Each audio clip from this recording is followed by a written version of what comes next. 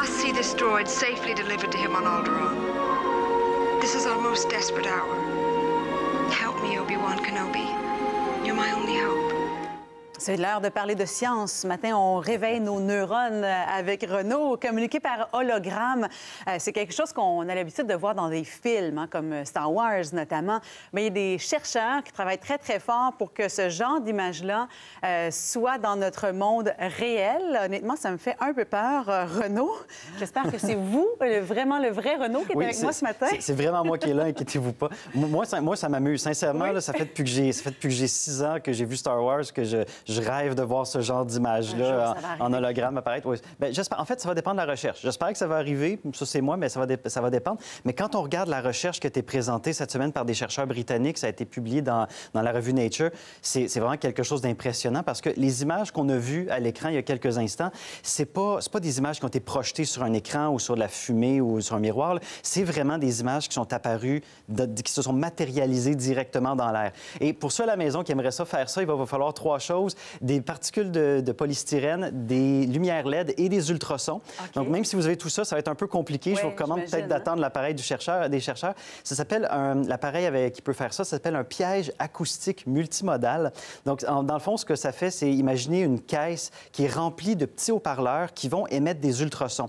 Et là, ces ultrasons, on ne va pas les entendre, mais ils sont assez forts pour soulever les particules de polystyrène. Ce qu'on a vu, là, le papillon, c'en était un? Oui, ça, c'était une des images. Ça aussi, le globe terrestre en est une autre. Ces petites lignes-là, c'en est aussi. Dans le fond, ce qui se passe ici, c'est que les ultrasons vont soulever les billes de polystyrène et les déplacer très rapidement à des vitesses autour de 30 km/h. Ils vont vraiment les capturer dans l'air très précisément.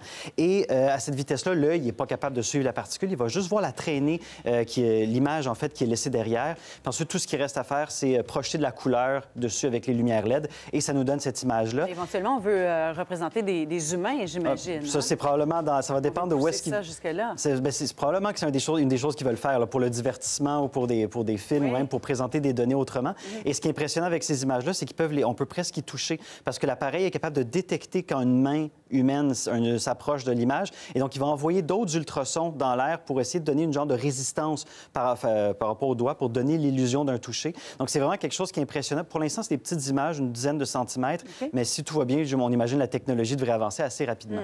Dans la chronique Renault, on sort toujours 3 sujets qui ont marqué la semaine. Le deuxième, ce matin, c'est une étude canadienne qui a fait le tour du monde. On lit la pollution de l'air au cancer du cerveau. Oui, ça a été fait par des chercheurs de l'Université McGill. Eux, ils ont montré qu'il y avait une corrélation entre la quantité de nanoparticules qu'on retrouve dans l'air et le risque de développer un cancer du cerveau. Donc, on ne sait pas si c'est la pollution elle-même qui cause le cancer, mais on a vu que plus il y en avait de ce type de particules-là dans l'air, plus le risque de ce cancer-là augmentait.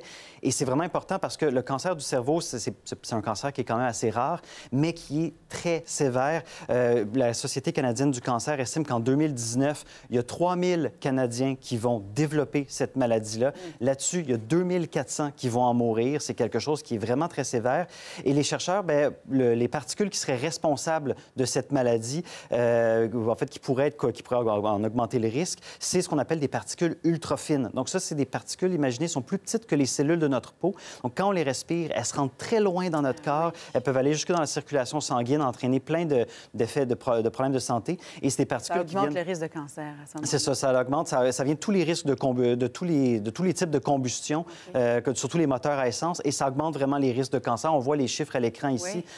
Donc, c'est ce que ça signifie, ces données signifient là, en fait, c'est que ce que les chercheurs ont marqué, c'est que le risque augmente le risque de cancer augmente de 10 à chaque fois que le nombre de ces particules-là augmente de 10 000 par centimètre cube d'air. Cancer du cerveau, hein, tout particulièrement. Oui, c'est le cancer du cerveau spécifiquement. Okay. C'est vraiment ça qui a été regardé ici. Donc, en ville, on est plus exposé aussi, j'imagine, à ces particules-là. Oui, exactement. En fait, ce que les chercheurs ont suivi 2 millions de personnes, 2 millions de Canadiens pendant 25 ans, à Montréal, à Toronto. Les particules qu'on trouvait dans l'air à cet endroit-là, c'est entre 6 000 et 97 000 par centimètre cube. Donc, on voit qu'il y en a quand même, on est quand même très exposé.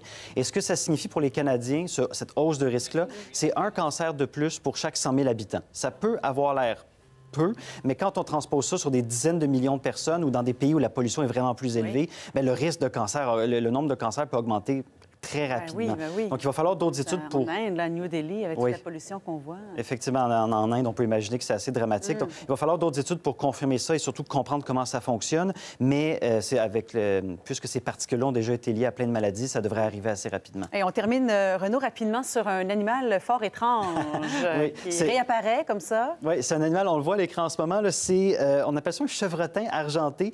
On le surnomme aussi la souricière. Imaginez, c'est à peu près la taille d'un lapin, mais ça ressemble à Bambi. On croyait que cet animal-là avait disparu. On ne l'avait pas vu depuis les années 90, mais il est réapparu au Vietnam. Et là, les chercheurs sont contents de l'avoir retrouvé. Ils ne savent pas il y en a combien. Ils ne disent pas exactement où il est non plus parce qu'ils ont peur du braconnage. Mais là, maintenant qu'on sait qu'il n'est pas disparu, on va essayer de comprendre un peu plus cet animal et d'instaurer des mesures de protection. On a retrouvé une espèce. Oui, c'est rare. D'habitude, on en perd en ce moment, mais des fois, on en retrouve, on est chanceux. Merci beaucoup, Renaud. Ça fait plaisir.